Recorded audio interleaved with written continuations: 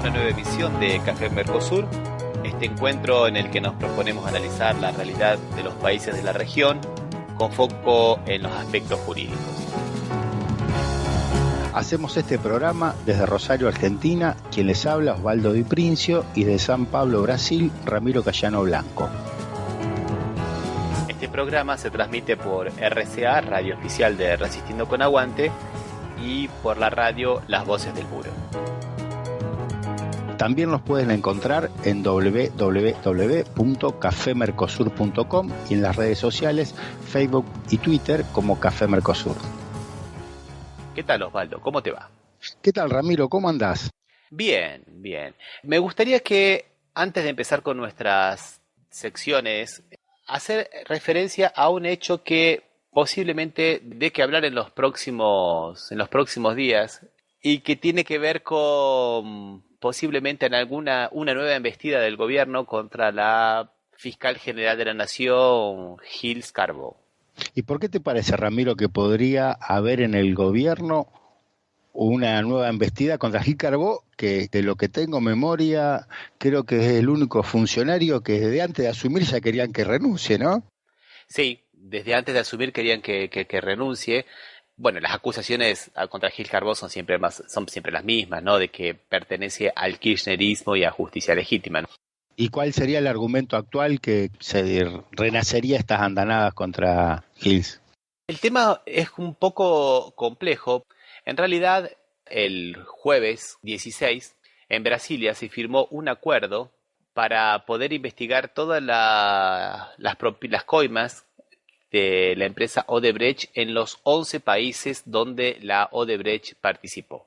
Por este acuerdo, los que van a trabajar en forma conjunta son las 11 fiscalías generales de la nación de los 11 países que están implicados en esta operatoria de Odebrecht. ¿Y quién es la que llevaría adelante las investigaciones en la Argentina? Gil Scarborough. Entonces, se espera una nueva embestida, ¿no? Ya recordemos que a Gil Scarborough la quisieron remover la vez pasada y no lo consiguieron porque no había motivos. El único motivo era el juicio político, pero no hay motivos para el juicio político. Aún a pesar de ello, el Colegio de Abogados de Buenos Aires pidió el juicio político en diciembre del año pasado, pero es muy difícil que prospere. Y la idea es esta, obtener las informaciones de Odebrecht de lo que se podría denominar la pata argentina del escándalo Odebrecht. Y aquí posiblemente, como pasó con los Panama Papers, Osvaldo, cuando van por la corrupción K se encuentran con la corrupción M. ¿No es verdad? Sí, exactamente, sí. Buscando, por un lado, siempre y después terminan las cuestiones media cajoneadas, porque de los Panama Papers, más que algún que otro meme, ya no se habla más. No se habla más. Y aquí, hasta ahora, de lo que se conoce como de la pata argentina del escándalo de la Odebrecht, encontramos que alcanza al gobierno del gobierno Macri, principalmente a su aliado político Arribas, ¿no? Al cual se le habría depositado una suma de $600.000 en una cuenta a través de un banco que era de la operatoria de Odebrecht, ¿no es verdad, Osvaldo? Sí, que ahora aparte una opereta en el medio diciendo primero que había sido una operación inmobiliaria, después alegando que en realidad fue como no había comprobantes de una operación inmobiliaria que necesita de cierta formalidad, se dijo que eran la venta de bienes muebles y se puso lo que siempre se justifica en estos casos, ¿no? Se vendió cuadro de mucho valor, que el cuadro no se debe registrar nada y el valor que tiene es el valor el que uno le quiere dar. Y la otra posible conexión de la empresa Odebrecht también envuelve al primo de Macri, a Calcaterra, que es a través del soterramiento del Tren Sarmiento, que es una obra que fue licitada en el gobierno anterior de Cristina Fernández de Kirchner, pero que sería realizada con dinero del Banco de Desarrollo de Brasil. Ahora, con el gobierno de Macri, se la adjudican a Calcaterra, el precio sube, no son más 2.000 millones de dólares, ahora son 3.500 millones de dólares, algo así como más de 40.000 millones de pesos, y la diferencia es que ahora el dinero lo pone el Estado argentino, ¿no? Calcaterra, el primo pobre del presidente, que se hizo de una empresa pagando en cómodas cuotas que salen de la propia utilidad de la empresa que compró. Y aquí me gustaría traer a colación, Osvaldo, ¿qué pasó cuando Macri vino aquí a Brasil el día 8 de febrero en esa meteórica visita que le hizo al presidente Temer, ¿no? Donde salieron todas las fotos y bueno, recordemos que la visita de Macri a Brasil duró apenas 6 horas. Llegó a las 11 y se fue a las 5:30 de la tarde. Fuera el hecho de las fotos protocolarias, el almuerzo protocolar con el presidente, durante la tarde la agenda tenía previsto una reunión de 15 minutos con Maya, que es el presidente de la Cámara de Diputados, y con el presidente de la Cámara de Senadores, otros 15 minutos, y media hora con la presidenta del Superior Tribunal Federal, lo que sería en Argentina la Corte Suprema de Justicia. O sea, a la Corte Suprema de Justicia le dedicó el doble del tiempo que le dedica a los poderes legislativos. Que además esa reunión entre los poderes legislativos acabó siendo una sola. O sea que básicamente, digamos que fue a reunirse con Temer para firmar absolutamente nada, un acuerdo de 16 páginas donde no dicen absolutamente nada, no salió nada nuevo, nada claro. Se esperaba que se fuese a avanzar en el proyecto Mercosur, a la luz de las elecciones en Estados Unidos, que de alguna manera dejó truncadas las aspiraciones tanto de Temer como de Macri de entrar en la Alianza del Pacífico. Entonces se esperaba que fuesen a salir cosas concretas en esa dirección, del fortalecimiento del tanto de Mercosur como de UNASUR. No solo fugaz la visita, sino que bastante inútil, diríamos. Sí.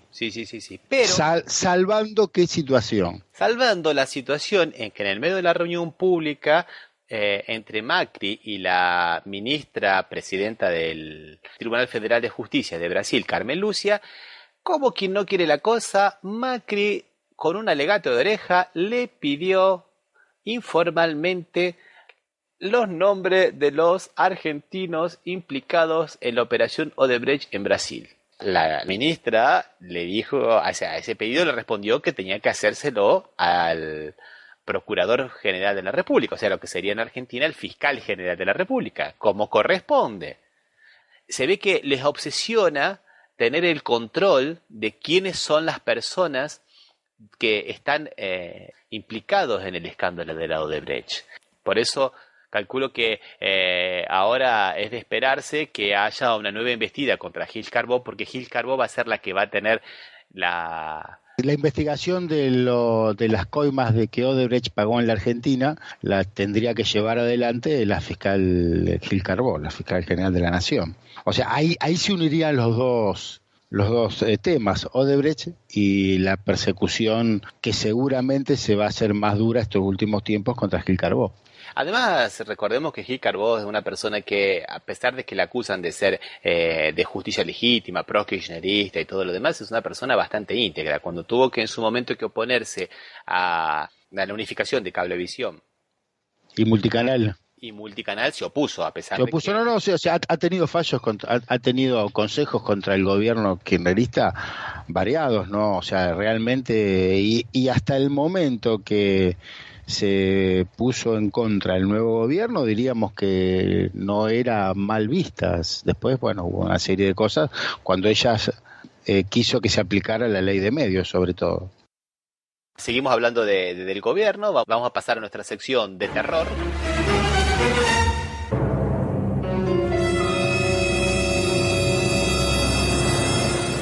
El tema de la semana ha sido la autocondonación de la deuda de Macri. Sí, la verdad, a pesar de los esfuerzos que hizo el gobierno para evitar que sea tema importante, la gente, los medios de comunicación y algunos comunicadores conocidos hicieron tanto que tuvo que salir a hablar y, bueno, cómo terminó el tema, ¿no? A mí, en este caso, me gustaría que no hablemos nosotros, porque sabemos que nosotros hablamos desde un lugar, tenemos una posición tomada, somos bastante críticos de este gobierno. Entonces, ¿qué te parece, Osvaldo, si nosotros escuchamos periodistas del diario La Nación que, como bien habíamos dicho varias veces, más que un periódico de información, parece el diario oficial del propio gobierno. Parece el diario de Irigoyen, ¿no? Casi. Exactamente, y como decimos en derecho, ¿no? A confesión de parte, relevo de pruebas. O sea, qué mejor que escucharlos a ellos. Vamos a escucharlos.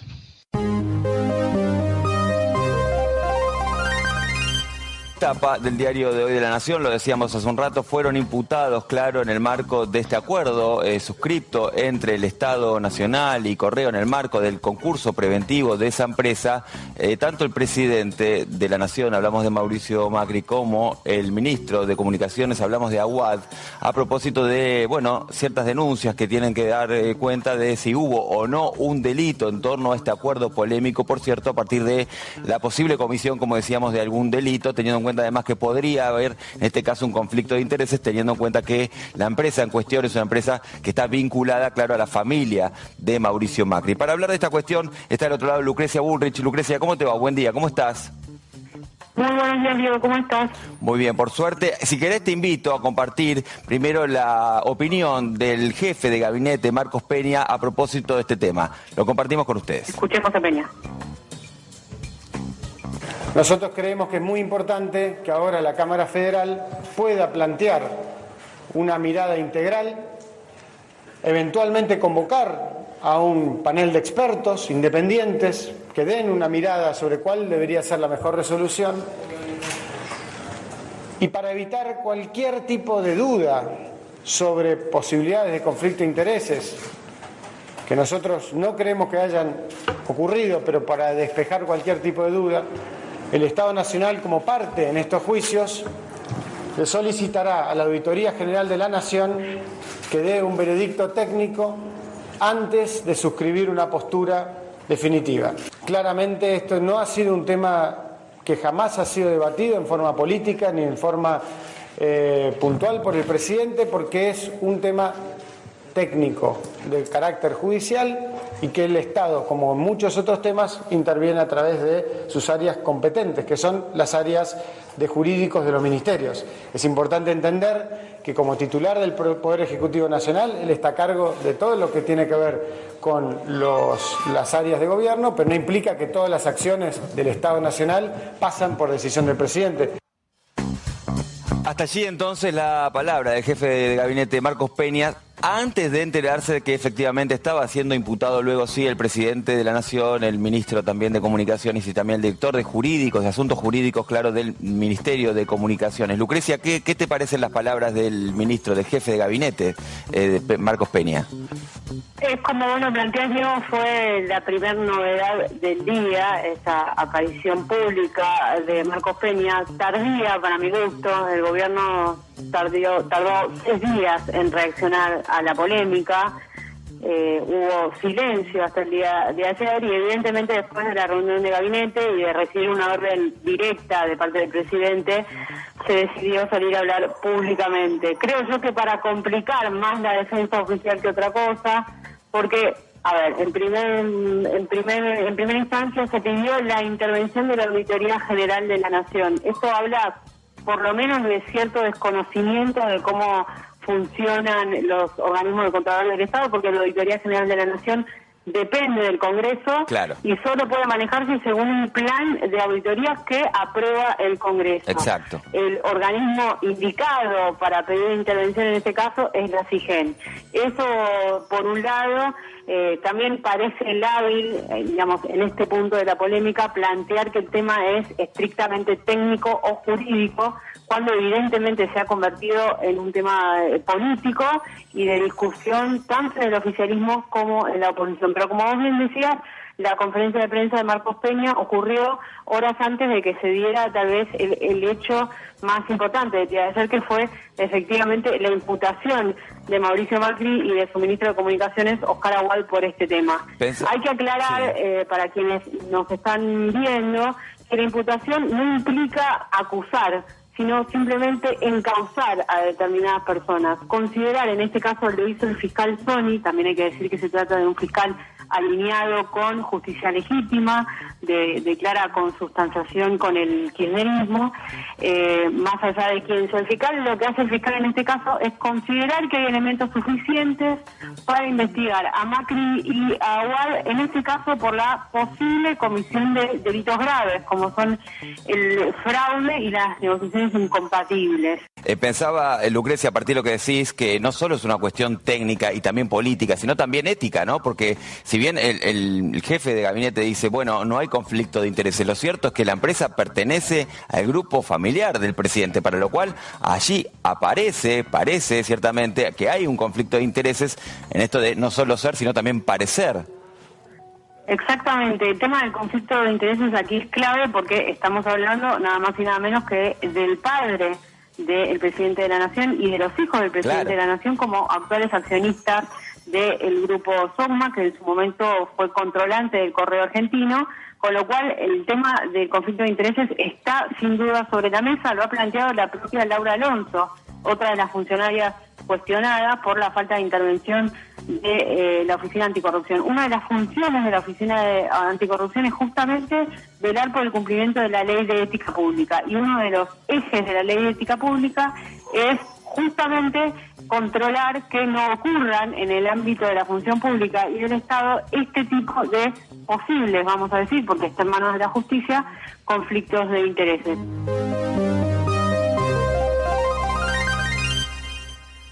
Creo que fue bastante claro lo que han dicho los periodistas y de todas formas me parece que es interesante que puntualicemos algunas cosas, ¿no te parece? Sí. La primera de las cosas que me gustaría aclarar, Osvaldo, es que Marcos Peña, la conferencia de prensa tan desastrosa que dio con Aguad, dijo que no hay conflicto de intereses. Y es interesante esta frase, no hay conflicto de intereses. ¿Cómo puede decirse, como bien decían los periodistas de La Nación, que no haya conflicto de intereses si es una empresa de los familiares del presidente que el mismo presidente le perdona la deuda? Y aquí, como dicen inclusive hasta los propios aliados del gobierno y los medios de comunicación afines al gobierno, tendría que haber sido mucho más transparente, ¿no te parece, Osvaldo? Sí, no, realmente una desprolijidad supina ha tenido. El acuerdo, que podríamos aclarar que como el principal acreedor que tiene el Correo Argentino S.A., que es la empresa anterior, ¿no? La que está en juego y la que está concursada, es el Estado Nacional y muchos organismos del Estado. El mismo Banco Nación, uno de los otros acreedores que tiene, a mediados del año pasado, rechazó ya esta propuesta por ruinosa. O sea, un mismo organismo del Estado, donde los técnicos y los expertos del Banco Nación la rechazaron con los mismos argumentos. Y cuestión para tener en cuenta, una fiscal interviene otra vez en la causa, la fiscal Boquín, que fue la que la saca a la luz, que si ella no aparecía, creo que esto quedaba y le condonaban esta deuda. Ellos mismos dicen que es como que hacen propios los mismos argumentos que usó la fiscal. La verdad que realmente era una cuestión que necesitaba una aclaración y que necesitaba una marcha atrás. O sea que el primer punto de que no hay conflicto de intereses lo podemos dejar así descartado, de plano. Sí, ¿no? Hay conflicto de intereses a todas luces. Salvo que tengamos esta visión de que se confunda el patrimonio, como era antiguamente, que se confundía el erario público con el patrimonio del monarca. Sí. O sea, como diríamos, un reloj que atrasa 400 años. Sí. Y el otro punto que me parece que sería interesante colocar, Osvaldo, es que dijo que es un tema técnico jurídico y que no hay cuestiones políticas aquí. Sí. Creo que es una de las falacias más grandes que se ha pronunciado hasta ahora, ¿no es verdad, Osvaldo? Sí, inclusive también hablando de lo jurídico, en función de argumentar, dicen otra falacia. Dice Aguad en sus primeras declaraciones que la ley de quiebras, la ley de concursos argentina, prohíbe que se cobren intereses. Y la ley en ningún momento dice que prohíba que se cobren intereses a las deudas que tiene el fallido. Lo que dice es que suspende los intereses, que después en un acuerdo se pueden reconocer o no, o sea, la deuda se puede, generalmente los acuerdos terminan con actualización de la deuda, no la deuda histórica. Por eso en ningún lado dice prohíbe, aparte acredita un desconocimiento de la ley. Y el primer argumento, o lo que usaron, ¿cuál fue? Es la herencia que nos dejó el gobierno anterior. No podemos dejar de recordar que a esta situación se llega por los incumplimientos reiterados del grupo en el pagamento del canon. O sea, lo mínimo que tenían que haber hecho. De hecho, al principio el canon le condonan el canon cuando se le da originalmente la concesión, alegando con las inversiones que hacían, entonces tampoco pagaba el canon. O sea, realmente, sí, yo creo que la única manera que funcionaba el negocio era con un juicio. Fuera el hecho de algunas otras maniobras bastante de mala fe, como por ejemplo que el presentarle al Estado como inversiones realizadas al correo, los que pagaron de indemnización. De los despidos de los trabajadores, sí, porque redujeron la plantilla de trabajadores y esa reducción, esa indemnización que se le pagó a los trabajadores, se la pagaron no diciendo el canon, en lugar de pagárselo al Estado, lo pagamos de indemnizaciones. Bueno, eso es lo que nos trae nuestro amigo Macri. Te propongo, Osvaldo, que escuchemos una canción, un tema musical, que no sé cómo se llama, es un gato, y que habla del presidente Macri, entonces nosotros podemos decirle el gato de Macri, El gato. porque anda circulando por la internet, y la verdad que no pude descubrir quién es la persona que lo canta, pero viene muy a cuento y es bastante interesante. ¿Qué te parece? O sea que ya no sería Macri gato, sino el gato de Macri. Vamos a escucharlo.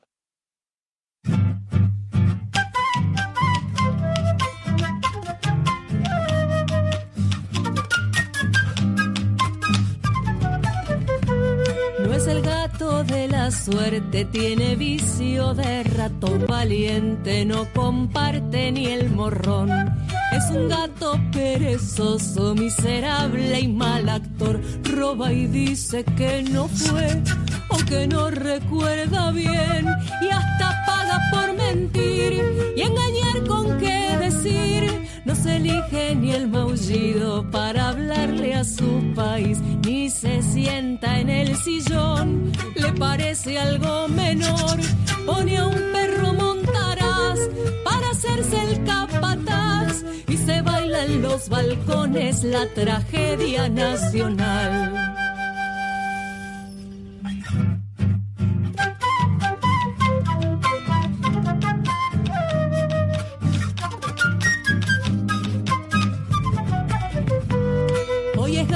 Presidente, pero siempre fue ratón. Hizo toda su fortuna en familia y sin pudor, y ahora piensa en el Estado como su administrador, mientras la televisión lo protege con ficción de un elenco sin igual. La justicia criminal quita el hueso al perro pobre y lo entrega al ricachón. En un año desguazó con la deuda y la inflación.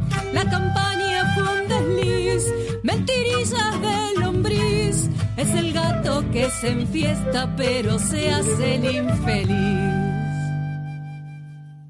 Bueno, y ahora vamos a pasar a la otra sección que hemos denominado Una Adentro. Por fin una buena.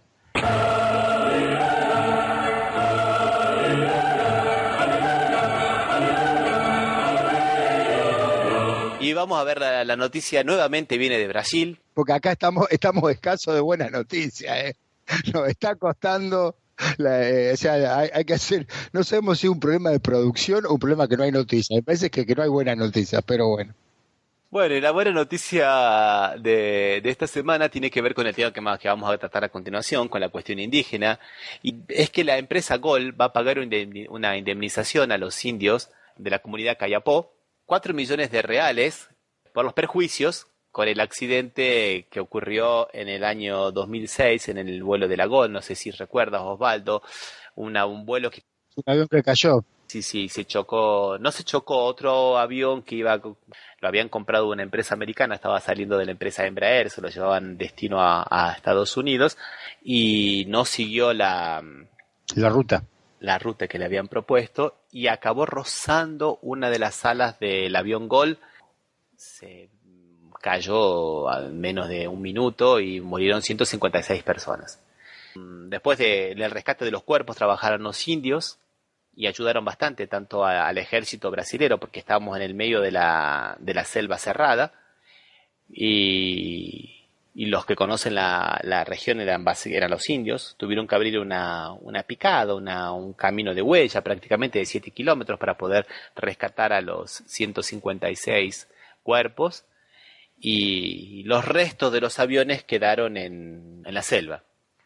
¿Y de dónde sale la indemnización? ¿Por qué son indemnizados la tribu esta? Bueno, hay por dos motivos. Primero que los indios trabajaron muchísimo y el ejército les dio un certificado de gracias por su participación y nada más. Así, simple. O sea, de ahí en 2010, el cacique Raoni, un famoso cacique brasilero, el que andaba en expediciones con Sting, ¿te acordás, Osvaldo? Sí.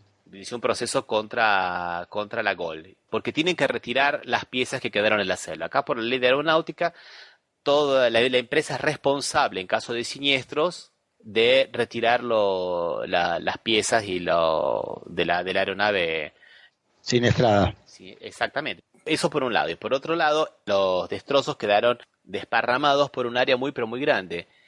Y esa área para los indios ahora es prácticamente inhabitable, no pueden ni siquiera caminar por ahí porque se ha convertido en lo que ellos lo llaman una especie de cementerio, porque ha muerto mucha gente, entonces es un lugar sagrado por el cual no pueden andar principalmente a la noche, mucho menos cultivar, mucho menos recoger frutos, o sea, es un área que prácticamente por su cosmovisión, por su cosmogonía, no la pueden utilizar más. Pero principalmente porque a través de este acuerdo la GOL dice que no va a retirar los destrozos de la nave, las piezas que han quedado. Entonces sería para la GOL inclusive muy caro retirar todo eso que está en el medio de la floresta, prácticamente impenetrable. Entonces también un poco hay un cálculo económico aquí, Indemnizan el daño. Indemnizan el daño y de paso se ahorran el dinero de tener que limpiar el área como manda la ley, ¿no? Ramiro, una pregunta para los argentinos que pueden estar escuchando el programa. 4 millones de reales, ¿cuánto sería en dólares? Para tener, o en pesos, no sé cómo puedas. En dólares podría ser más o menos 1.250.000 dólares. Y en pesos habría que multiplicarlo por 5, serían 20 millones de pesos. O sea, no es una suma tan grande, pero por lo menos hay una cuestión que es interesante, porque más allá de que no se retiren las piezas y la GOL acabe compensando un poco esto, se reconoce de forma inédita esta cosmogonía de los indios por el cual se indemniza el hecho de que ellos no puedan usar ese espacio porque se ha convertido en este mecarón, ¿no? Este mecarón Nirunquá, que esta parte sagrada por la cual ellos no pueden usufruir más, digamos, de este territorio, ¿no? Sí, indudablemente, si bien el monto no parece tan importante, ya en sí el reconocimiento de una cuestión o un aspecto cultural de una tribu aborigen realmente ya resalta como el hecho bueno de la semana, ¿no?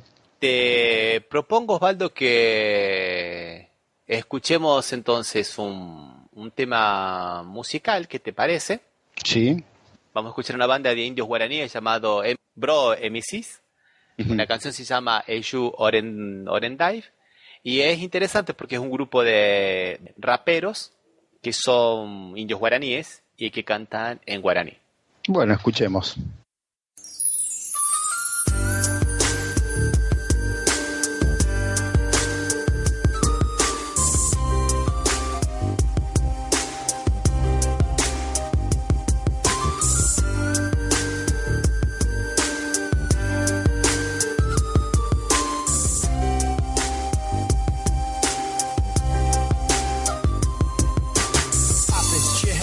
do pai.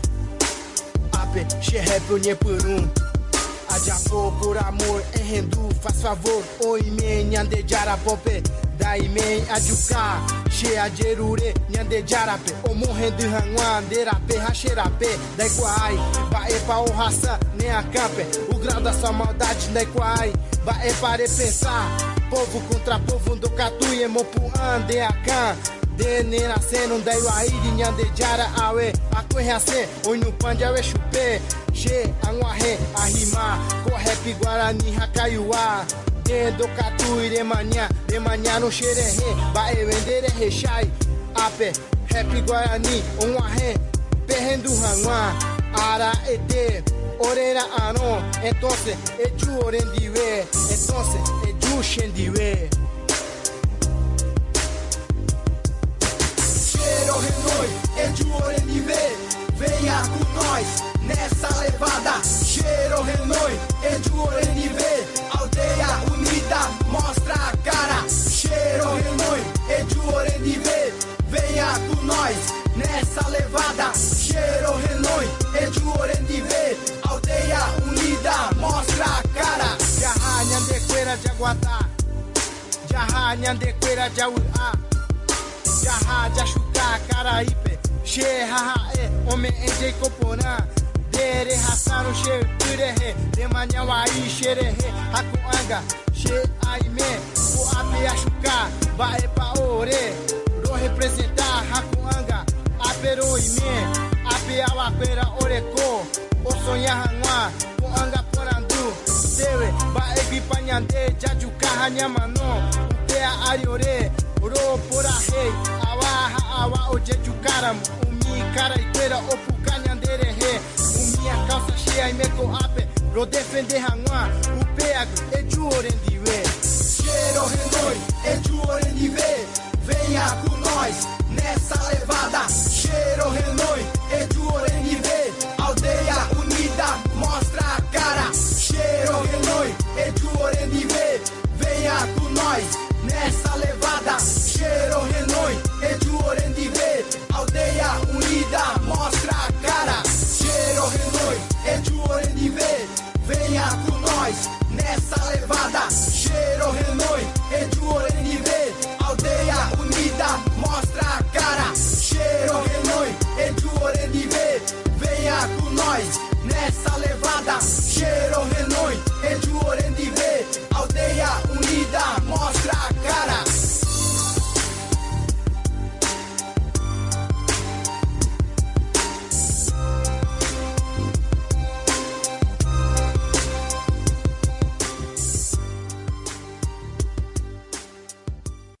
Bueno, Osvaldo, seguimos entonces con el tema principal de nuestro programa, que era la continuación del programa anterior, ¿no es verdad? Sí, el tema de las poblaciones aborígenes y los avatares que pasan tanto en la Argentina como en Brasil. Y vamos a comenzar por el lado de Argentina, ¿no es verdad? Sí, porque hace un poco tiempo atrás, durante el mes de enero, un dirigente guaraní de Salta, César Arias, estuvo detenido por 12 días, acusado por amenazas. ¿Qué fue lo que motivó esta acusación? Bueno, el 28 de enero, César Arias, que es un cacique guaraní de la provincia de Salta, fue a trabajar con sus hijos en el sembradío, aclarando que el sembradío ellos lo cercan, de sus tierras, las cercan para trabajar. Y cuando estaba llegando con sus hijos, le cierra el paso un policía y Arias observa que junto con el policía estaba en el lugar una persona que es conocida como el francés, de nombre Humberto Burlón de Rubre, y vio que el francés le había destruido los cultivos, lo que lo llevó al cacique a decirle que tendrían problemas si volvía a meterse en el cerco, sin olvidar que le había destruido en tierras que eran del cacique o de la comunidad, no del cacique, los cultivos. Le dice que tendría problemas si volvía a meterse en el cerco. ¿Qué pasó el lunes 30, 2 días después? Mientras estaba en su trabajo de albañil, es detenido por amenazas. Por estas amenazas, por decir que tendría problemas, y lo tuvieron 12 días detenido. hasta que al final lo terminaron soltando. Por esta detención se realizó una campaña, ¿no es verdad, Osvaldo? Sí. De la comunidad, y vamos a escuchar entonces un audio de la propia comunidad, específicamente en la voz de Luis Situé, que es también cacique de la comunidad guaraní Raíces Nuevas, también de la ciudad de Embarcación de Salta, donde ellos anuncian que van a hacer una manifestación cortando esporádicamente la ruta 34 y cuáles son los motivos. ¿Qué te parece, Osvaldo? Está bien, y después diremos cómo termina esta manifestación que hicieron en la 34. Exactamente, vamos a escuchar el audio entonces.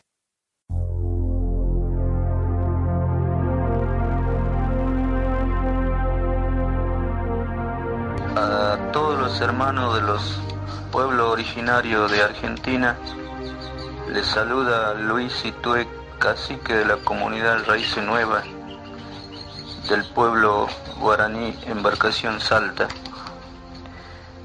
Les comento que a esta hora de la noche nos encontramos al costado de la ruta nacional número 34, en señal de protesta, pidiendo la libertad de César, un hermano de la comunidad que ya lleva 7 días detenido por amenaza simple, sin agravantes, acusado por la sociedad rural argentina y por Huberto Bourlon, el terrateniente francés. Quiero pedirle a todos los hermanos originarios del país, en nombre del pueblo guaraní de Embarcación Salta, que nos ayuden a difundir este audio y estén atentos a lo que nos pueda suceder a partir del día de mañana, lunes. Si el día lunes las autoridades no liberan a nuestro hermano, nos vemos obligados a cortar la ruta nacional número 34. Si la gendarmería o la policía nos reprimen, hacemos responsable al gobernador Urtubey, al juez Mariscal y al fiscal Cabot. Quiero agradecerle en nombre del pueblo guaraní de Embarcación Salta por difundir la causa indígena.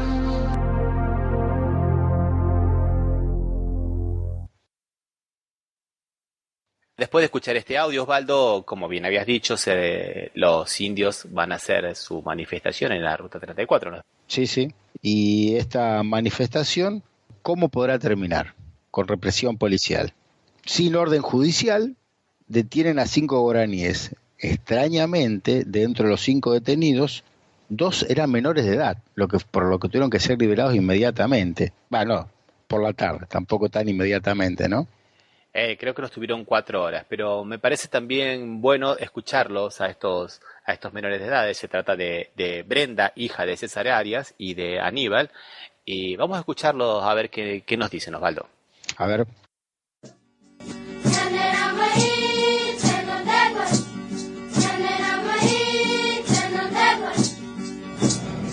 Bueno, acá estamos frente al hospital de Embarcación sobre la ruta número 34 con Brenda y con Aníbal, que bueno, son 2 menores de edad que al mediodía aproximadamente han sido detenidos por la policía de acá de Embarcación por orden del comisario Tapia y también el suboficial Nogales, quienes tuvieron a cargo de esto, y quienes nos van a relatar estos 2 menores cómo fue, digamos, esa situación. Brenda. Bueno, yo estaba bajo la carpa y vinieron estas femeninas, me alzaron, me agarraron y me tiraron como basura.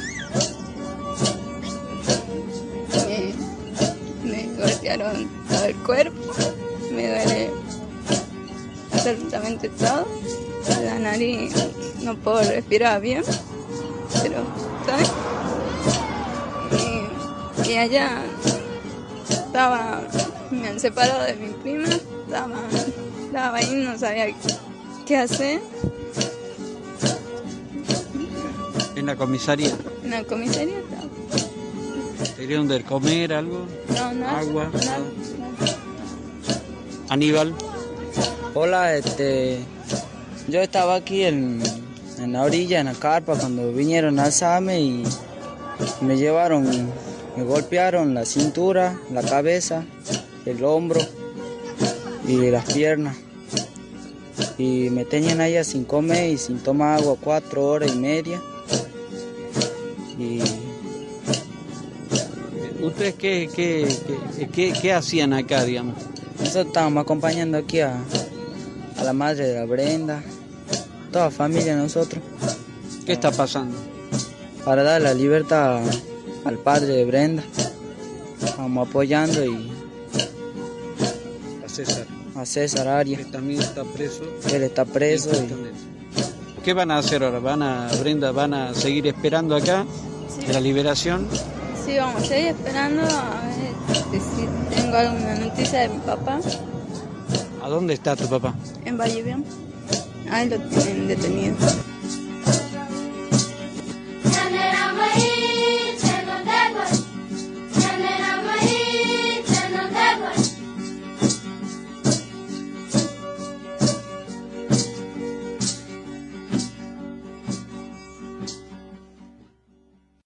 Bueno, creo que no quedan dudas después del testimonio de Brenda y de Aníbal, ¿no? Se puede ver principalmente en la voz de Brenda, que todavía estaba conmocionada después de haber pasado 4 horas siendo tratada de esa manera, sin agua, sin comida, inclusive Aníbal lo mismo, ¿no? Sí, lo que parecería que fuera una práctica habitual cuando los detenidos son pueblos originarios. Y entonces volvemos a lo que charlábamos la vez pasada, más que cumplir la acción de la justicia, parece que lo que se intenta con estas acciones es amedrentarlos y romper el espíritu de lucha que tienen, en este caso reivindicando por la prisión ilegítima del padre, ¿no es verdad, Osvaldo? Por favor.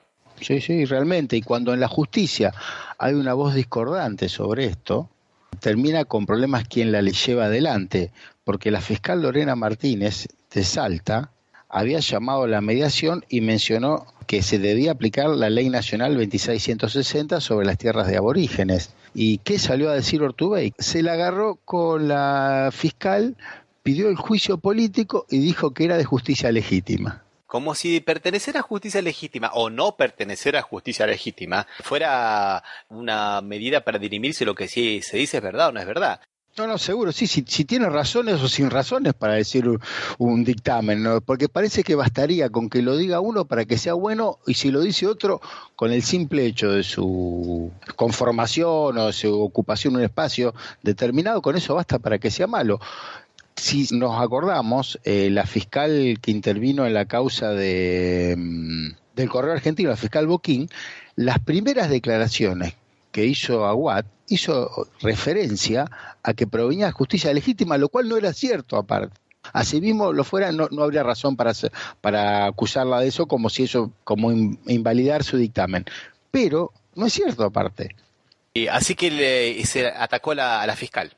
Atacó a la fiscal lo que estaba haciendo era que el francés se atuviera a la ley y respetara la Ley Nacional 2660. Aparentemente el francés es socio o amigo o compañero del gobernador de Salta, Juan Manuel Ortubey, porque también no nos olvidemos que la familia Ortubey también está en el agronegocio y es un gran poseedor de tierras en la provincia de Salta. ¿Y quién es este francés? ¿Qué se sabe de este francés? Se conoce algunas cosas por los tweets que tuiteó. Entre otros, dicen, los argentinos no queremos nunca más organizaciones terroristas, hagamos algo con MOCASE, Movimiento Campesino de Santiago del Estero, mapuches, narcotraficantes y otros.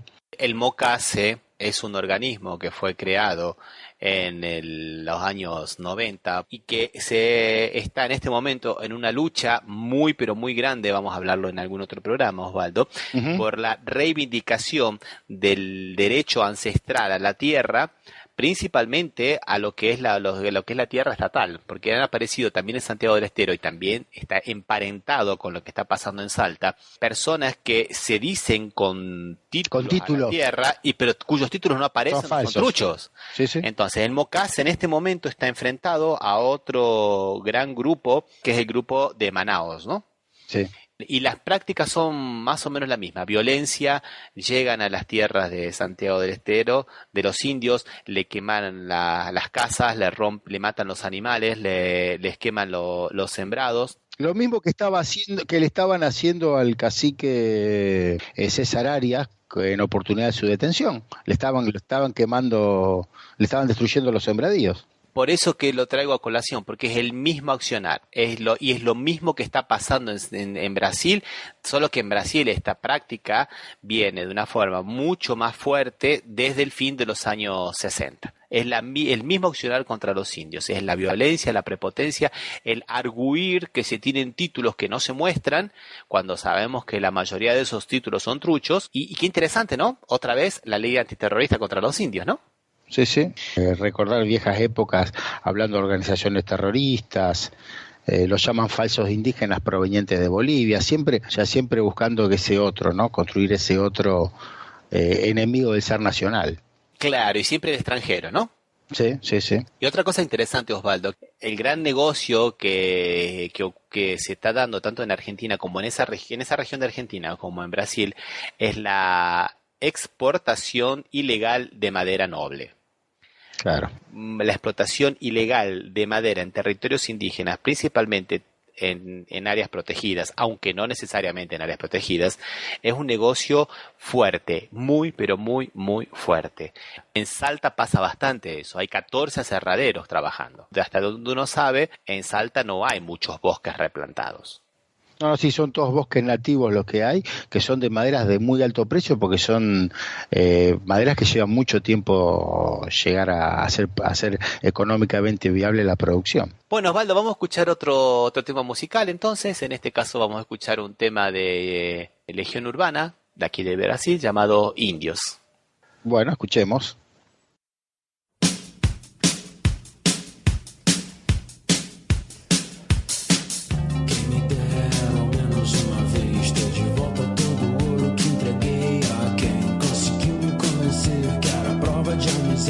Se alguém levasse embora até o que eu não tinha, quem me dera ao menos uma vez. Esquecia que acreditei que era por brincadeira, que se cortava sempre o pano de chão de linho nobre, pura seda.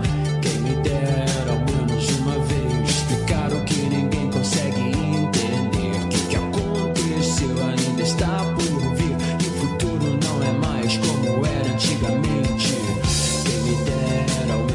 Uma vez, provar que quem tem mais do que precisa ter quase sempre se convém.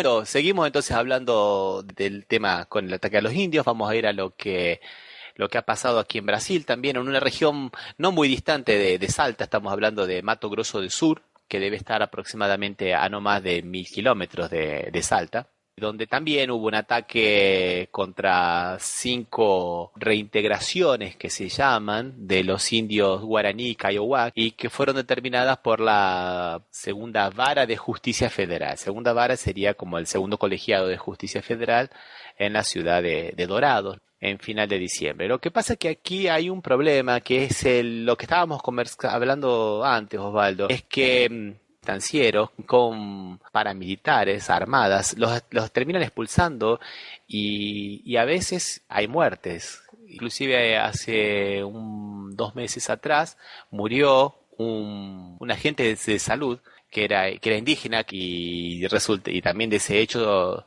resultaron heridas 6 personas más. Su muerte fue en una situación de estas de intentando sustracción de tierras, así. Exactamente. Nuevamente los estancieros querían retomar la tierra que habían retomado los indios. A ver si nosotros ponemos un poco las cosas en claro.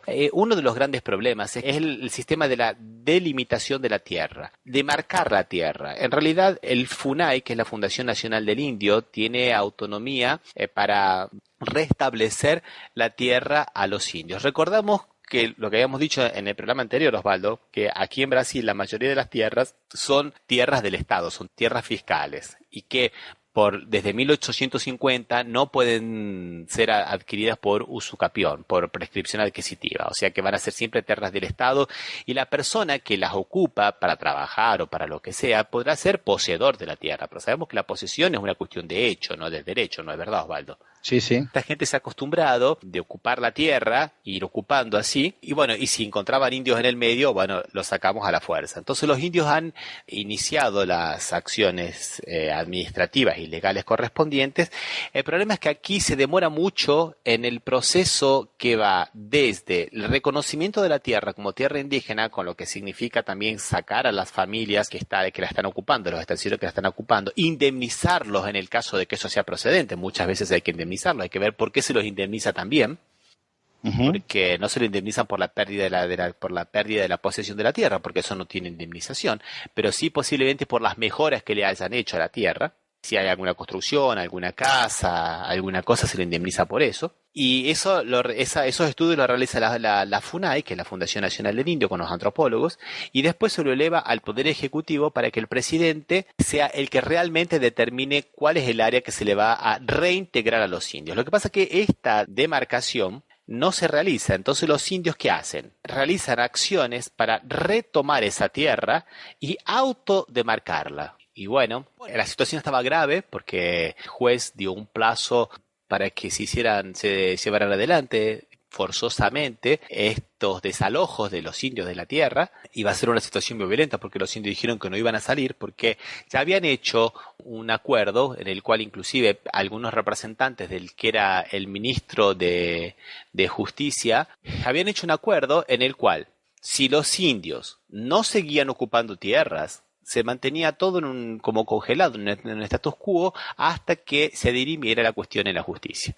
¿Qué ocurrió? Se fueron los representantes del Ministerio de Justicia del Superior Tribunal Federal y volvieron las amenazas y volvieron las intimidaciones y volvieron los actos de vandalismo por parte de los terratenientes contra los indios. O sea que tampoco se pudo resolver el tema, o se pudo tranquilizar, por lo menos hacer un status quo, ni siquiera eso. Ni siquiera eso.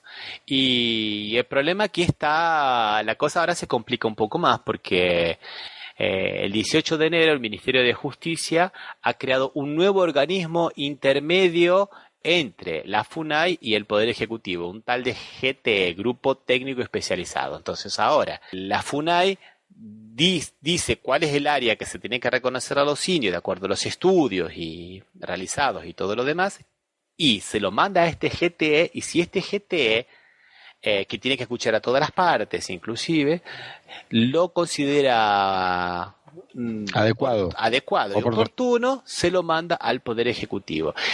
Y como siempre, el diablo vive en los detalles.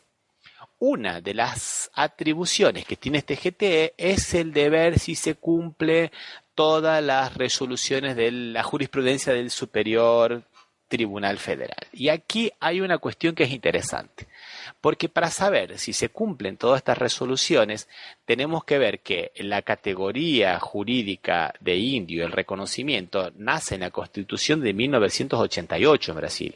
Y hay alguna jurisprudencia del Tribunal Federal que le reconoce derecho a la tierra a los indios que eran preexistentes a la Constitución. O sea que si indios, después del 88, que fueron desalojados por la fuerza, por los terratenientes, no estaban en el año 87 en su territorio y lo retoman en el año 90, no tendrían derecho. ¿Se entiende, Osvaldo? Sí. O sea, con lo cual estamos metiendo una cuña para no cumplir la legislación y lo que la propia Constitución dice, ¿no? Y como si fuese poco, Osvaldo, sin consultar al Ministerio de Medio Ambiente, el gobierno piensa reducir en un 35% las áreas de conservación que habían sido demarcadas por un decreto de la expresidenta Dilma Rousseff. ¿Se entiende? Sí. Y como si fuera poco, está pendiente los famosos proyectos de reformas constitucionales, ¿no? De enmiendas constitucionales, por lo cual la delimitación de la tierra indígena pasaría de la esfera del Poder Ejecutivo a la esfera del Poder Legislativo. Dada la composición actual de este Congreso, que está cooptado por las 3B, como se dice popularmente, que significan bala, Biblia y boy, o sea, la industria armamentística y la militarización, los grupos evangélicos que han digamos cooptado muchos sectores del propio poder legislativo y las vacas, ¿no? Los bueyes, ¿no? Que es el sector relacionado con el agronegocio y con los grandes emprendimientos agropecuarios, principalmente en lo que se llama la nueva frontera que se va demarcando, pulsando los indios, Osvaldo. Claro, sí, seguro. Una situación bastante compleja, ¿no, Osvaldo? Y bastante similar acá, o sea, para ganado y supongo, para producción de soja se van utilizando esas tierras que se van incorporando. Bueno, como buena noticia de todo esto, que esas comunidades indígenas Guaraní Kaiowá en la región de Dourados, que más o menos son 5 estancias que querían recuperarse, la justicia ahora dio marcha atrás y reconociendo una jurisprudencia del Superior Tribunal Federal, dijo que había que trabajar más, hacer más acuerdos, porque si hay riesgo para la vida humana, en realidad no se pueden llevar adelante este tipo de acciones, ¿no es verdad, Osvaldo? Así que por lo menos tuvieron un poco más de suerte que los reclamos de los indígenas acá en la Argentina. Bueno, dejamos por aquí entonces, ¿qué te parece? Sí, hasta el próximo encuentro. Que en el próximo encuentro vamos a tratar el tema de cómo anda o cómo desanda la justicia tanto en Brasil como en Argentina.